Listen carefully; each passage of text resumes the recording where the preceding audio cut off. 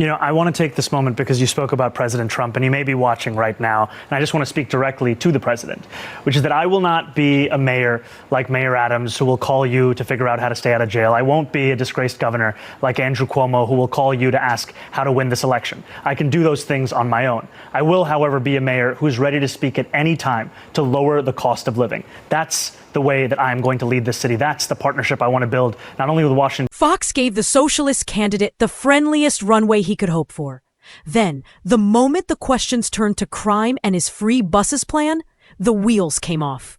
The pitch was polished: affordability, quality of life, a city that works for everyone.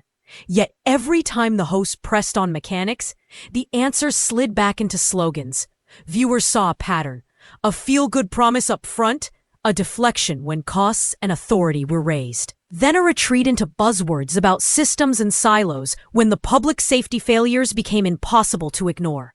Start with the money, because that is where every one of these ideas dies. He wants universal childcare, free city buses, and new government storefronts. And he says the straightforward way is to raise personal income taxes on the top 1% by 2 percentage points, and to lift the corporate tax to match New Jersey at 11.5%. That is a clever applause line, and it skits two inconvenient facts. A New York City mayor cannot raise state income taxes, and the governor has said no new taxes. When the host reminded him of both, he waved it off, said the important thing is to fund the agenda, and said he would welcome other ways to pay for it, while repeating the same tax increases he cannot enact. He refused to name offsets.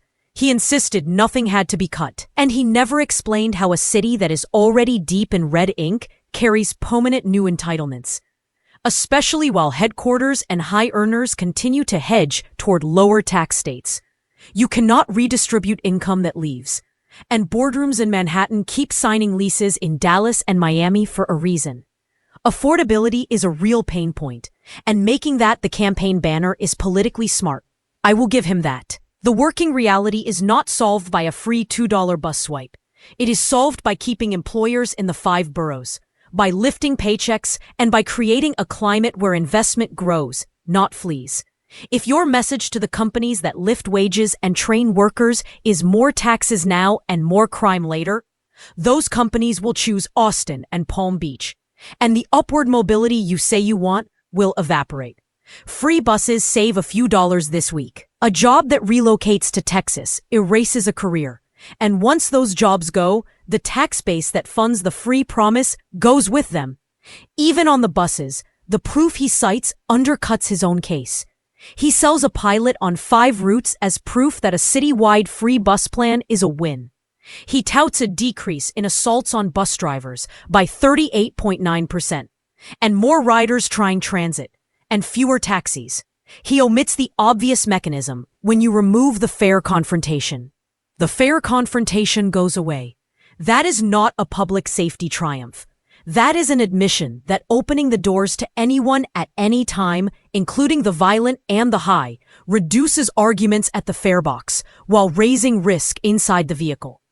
A 5-route pilot that few knew existed is not the same as a permanent, citywide, everyone knows it is free program through a New York winter.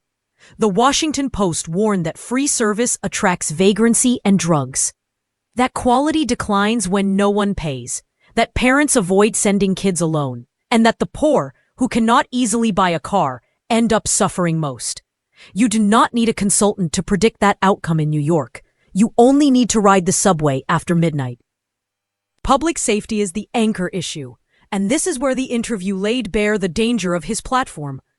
The host cited a recent case, a respected church leader in Brooklyn, beaten and slashed in a subway station by a 25-year-old with a 2-foot blade.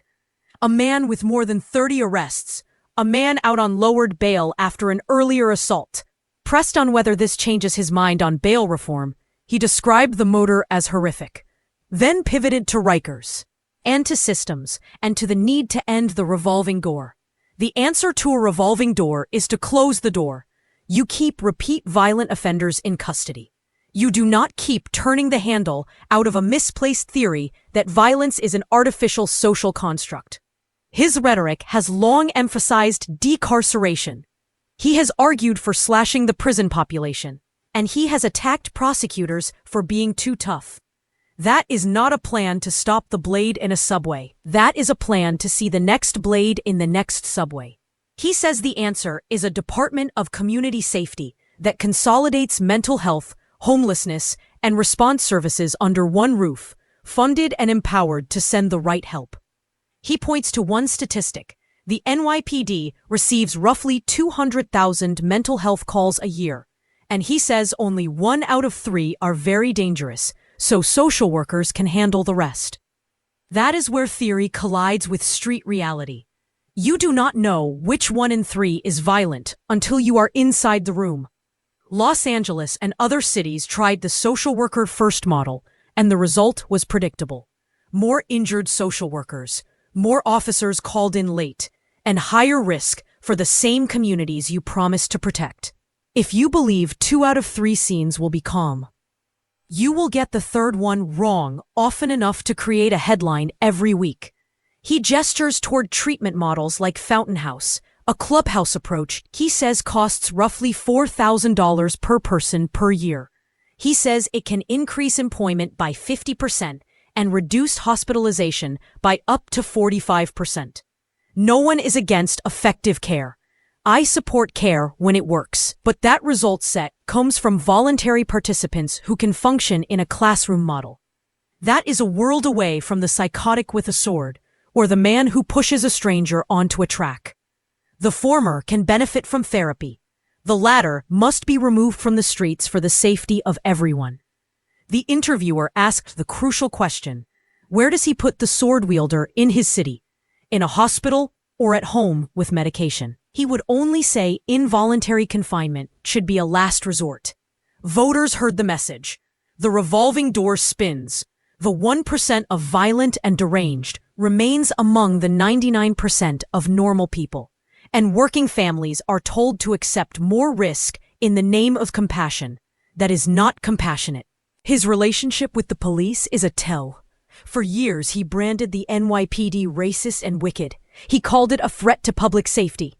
Then, when the office came into view, he offered private apologies behind closed doors. The host pushed him for a public one, and he gave it, then immediately returned to the fashionable line about officers being overburdened by tasks they should not do. Response times have stretched from roughly 10 minutes a few years ago to roughly 16 minutes now. And he admits roughly 200 officers a month were leaving when he launched. And roughly 350 are leaving now. His solution is not more officers. He refused to match the call for 5,000 more. His solution is to keep the headcount flat, to reassign tasks to social workers, and to claim that will free up cops for serious crime. It reads as economizing on the one function that is non-negotiable, the ability to put a trained, armed, accountable officer between a predator and the public, fast. If you truly believe the department is stretched and leaving, you recruit, you retain, and you raise headcount. You do not invent a new department and hope that a hotline script can predict which calls will explode. On authority and economics, the contradictions are just as stark. He insists he will raise taxes that the mayor cannot raise. He insists he will not cut. He insists he can fund a permanent suite of free services in a city already warning about deficits, while insisting that JP Morgan and Goldman hedging to Texas is a messaging problem, not a tax signal. Voters in Queens and the Bronx told him they backed Trump because of cost of living. And they were right. Their grocery bill is higher. Their rent is higher. Their childcare is higher. Their pay is not keeping up, and taxes land on the same working backs every time the activist wing runs the numbers. You do not fix that by layering a city program on top of a state program on top of a federal program, while the payrolls that support all three shrink. His posture toward Cuomo was the one thing that rang true. The jab about $959 million in credits for Elon Musk is fair as a political point. And the former governor is a weak messenger on law and order, given his own record. That does not rescue a platform that keeps repeating the same 2 sentences.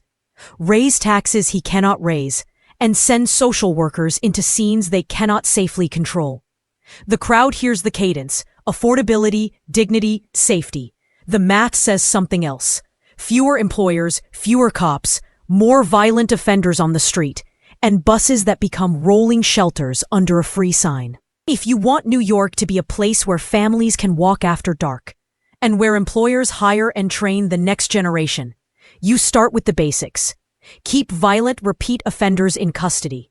Tie bail decisions to risk and record. Recruit and retain more officers, not fewer. Put cops in charge of crisis entry with clinicians in support, not in the line of fire. And build a climate where businesses expand here instead of moving payroll to Texas and Florida. After that, debate transit affordability honestly. Show the full citywide cost. Show a credible funding source within your legal authority. Show a real security plan for vehicles and stops. And stop pretending a 5-route pilot proves a permanent city policy. The Fox interview did not expose a new idea. It exposed the same formula that has hurt every city that tried it. Promise free, deny trade-offs, blame the exodus, and declare victory when a study shows fewer fights at the fare box while the ride inside gets rougher. New Yorkers want the opposite. They want safety, they want sanity, and they want a mayor who can do math. If you are tired of the spin, like the video, subscribe, turn on notifications, and drop your thoughts below. Because we will keep tracking the numbers that matter. Who is voting to support the cops? Who is voting to close the revolving door? Who is protecting the tax base that pays for the city we love? And who is selling fairy tales that collapse the moment a host asks, "How do you pay for it?" And who keeps us safe tonight?